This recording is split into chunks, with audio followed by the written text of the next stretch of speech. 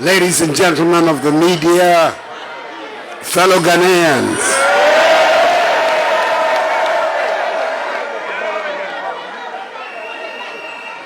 A few minutes ago, what was known by me, and indeed by many, many Ghanaians, was announced by the returning officer of the presidential election, the chairperson of the Electoral Commission, Mrs. Jean Mensah.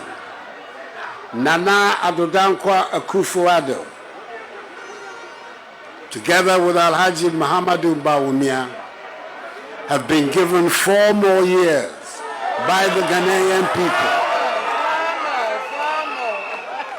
to do more for them. This is the day the Lord has made. Let us rejoice and be glad in it. In our system, it is the Electoral Commission that has the constitutional responsibility of declaring the will of the people in an election. Prior to this declaration by the EC chairperson, I received personal congratulatory messages from some of my fellow presidential candidates in the election 7 December.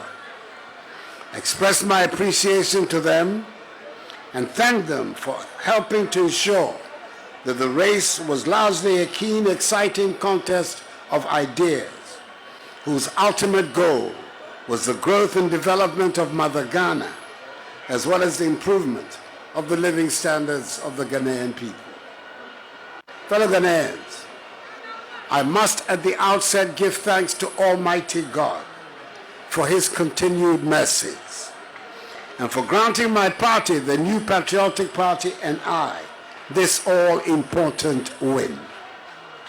It has been a hard-fought one, which has resulted in an incontestable result, and we are duly grateful for how far he has brought us.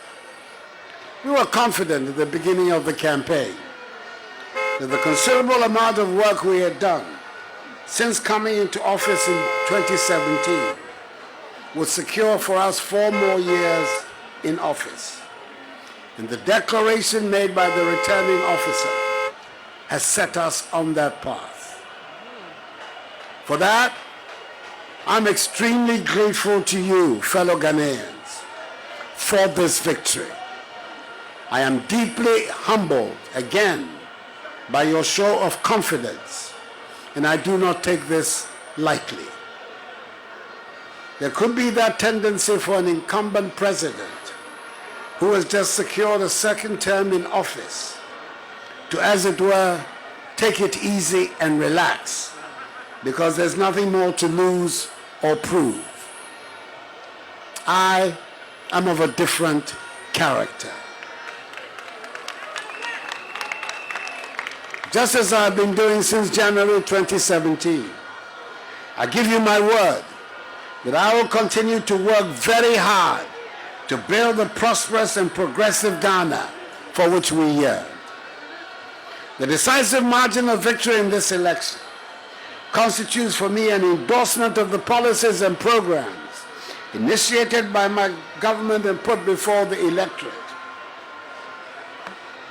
And I'm determined to do all in my power to accomplish the task of this new mandate and thereby justify the confidence reposed in me. I assure you, fellow Ghanaians, that I'll do my best not to let you down. The period for campaigning is over, and the outcome of the election has been decided. The Ghanaian people, through the results, have made it loud and clear that the two parties, the MPP and NDC, must work together, especially in Parliament, for the good of the country.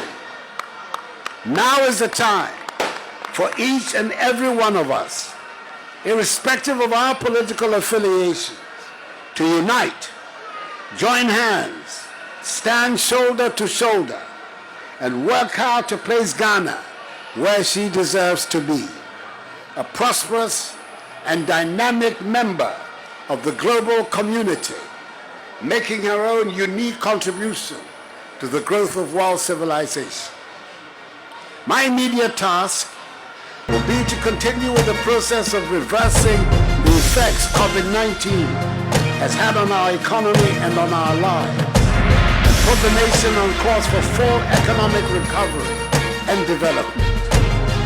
Before the pandemic struck, Ghana in recent years was one of the fastest growing economies in the world. I give you my word, we will regain that reputation. Fellow Ghanaians, I say a big aiko to the chairperson, deputy chairpersons, commissioners, directors, returning officers, electoral officers, and the agents of our respective political parties for delivering one of the best elections, if not the best, ever witnessed in our history, which has won universal acclaim.